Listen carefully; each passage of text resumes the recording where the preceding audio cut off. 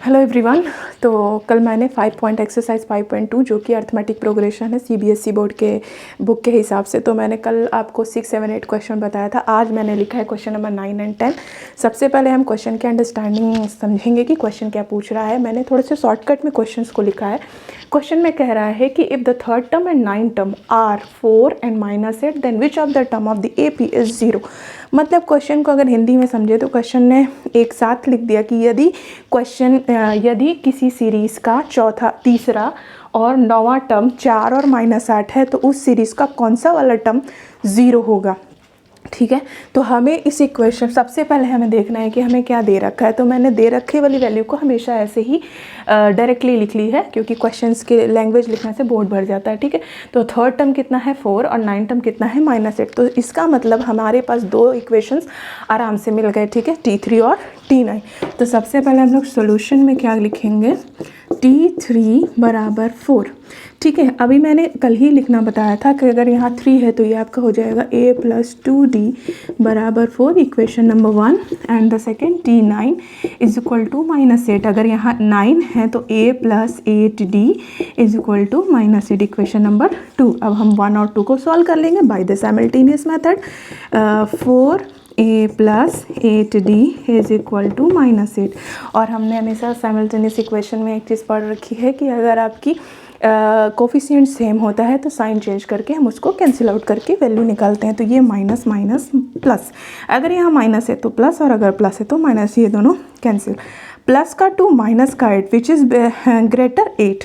तो साइन किसका, 8 का, तो 8 में से 2 जाएगा 6, तो -6D। और यहाँ क्या हो जाएगा बच्चों, हमें इस माइनस से अब कोई मतलब नहीं, जब हमने साइन चेंज कर दिया तो हमारा ओरिजिनल साइन कौन हो गया, ये प्लस।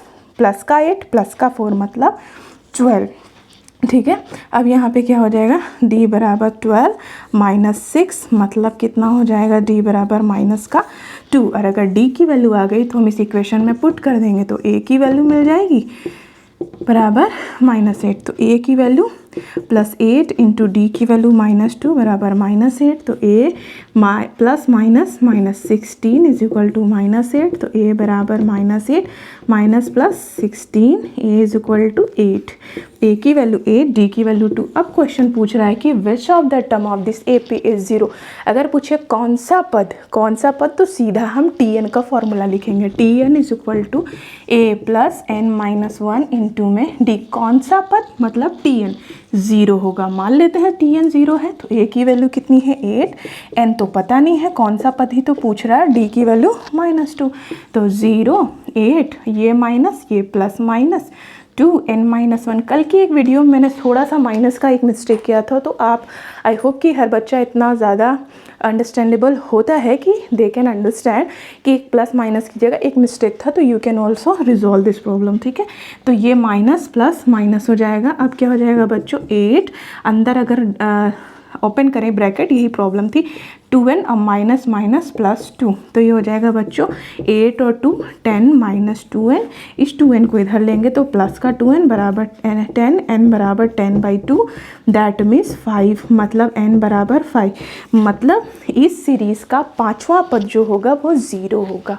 कितना इजी क्वेश्चन था और कितने आसानी से सॉल्व हो गया। ठीक है, इसी तरह हम हमेशा क्वेश्चंस की थीम को समझेंगे, लैंग्वेज को समझेंगे। लैंग्वेज पकड़ लिया तो you can solve any type of word problem easily. ठीक है, तो ये रहा आपका क्वेश्चन नंबर 9। आप इसको सॉल्व करके लिख लेना कॉपी में। ठीक है, अब हम लोग देखेंगे क्वेश्चन नंबर 10। ठीक है, वर्ड प्रॉब्लम बहुत ज़्यादा पूछे जाते हैं पेपर में, इसलिए इसको अच्छे से पढ़ेंगे। ठीक है, question number 17 term exceed it's 10th term by 7th, find the common difference. अब देखिए फिर क्वेश्चन पूछ रहा है थोड़ा सा घुमाकर कि यदि किसी सीरीज़ का 17वां पद उसके 10वें पद से 7 अधिक है तो कॉमन डिफरेंस। अब क्वेश्चन खुद ही बता रहा है कि मुझे कैसे सॉल्व करना है। कौन सा पद अधिक है, 17वां। इट्स 17 टर्म एक्सीड, 17वां टर्म जो है एक्सीड कर रहा है, बढ़ रहा है, बड़ा है 10th टर्म से कितना 7, तो सीधा इस क्वेश्चन को हम लिख सकते हैं जो बड़ा होता है उसी में से छोटे को सब्ट्रैक्ट कर दीजिए। तो छोटा कौन है, T10 बराबर क्या हो जाएगा बच्चों 7। तो अब T17 को क्या लिख सकते हैं, A+16D ब्रैकेट बनाइए, और 10 को क्या लिख सकते हैं, A+9D बराबर 7। अब आप ध्यान से देखोगे तो यहाँ से क्या निकल कर आएगा, माइनस माइनस प्लस -9D बराबर 7। आप देखो ए तो ऑलरेडी कट गया, 16 में से 9 गया, 7D बराबर 7।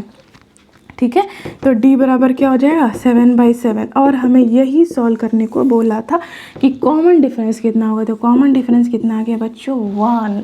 कितना इजी और कितना इजी क्वेश्चन था। ठीक है, सिर्फ और सिर्फ क्वेश्चन की लैंग्वेज को पकड़ना सीखिए। अगर क्वेश्चन की लैंग्वेज पकड़ में आ गई तो आपको क्वेश्चन सॉल्व करना बहुत आसानी से आ जाएगा। ठीक है, तो फिलहाल हम 2 ही क्वेश्चन सीखेंगे। वर्ड प्रॉब्लम में बहुत ज़्यादा अगर क्वेश्चन लेकर बैठते हैं तो आप कंफ्यूज जाते हैं। डेली छोटे छोटे वर्ड्स को समझने की कोशिश कीजिए। ठीक है, एक्सीड्स का मतलब क्या होता है, ठीक है, बाय कब लगाते हैं, बाय 7 मतलब वो 7 अधिक है। तो इस तरह के धीरे धीरे चीज़ें टर्मिनोलॉजी पढ़ेंगे तो आप मैथ्स के बहुत अच्छे नॉलेजेबल पर्सन बन जाएंगे। ठीक है, तो अगर मेरी वीडियो अच्छी लगती है तो लाइक से सब्सक्राइब करना ना भूलें, और कमेंट ज़रूर किया करें। कमेंट से क्या होता है, मोटिवेशन मिलता है और प्लस छोटी छोटी चीज़ें भी पता चलती हैं। ओके, तो bye bye, keep learning, take care.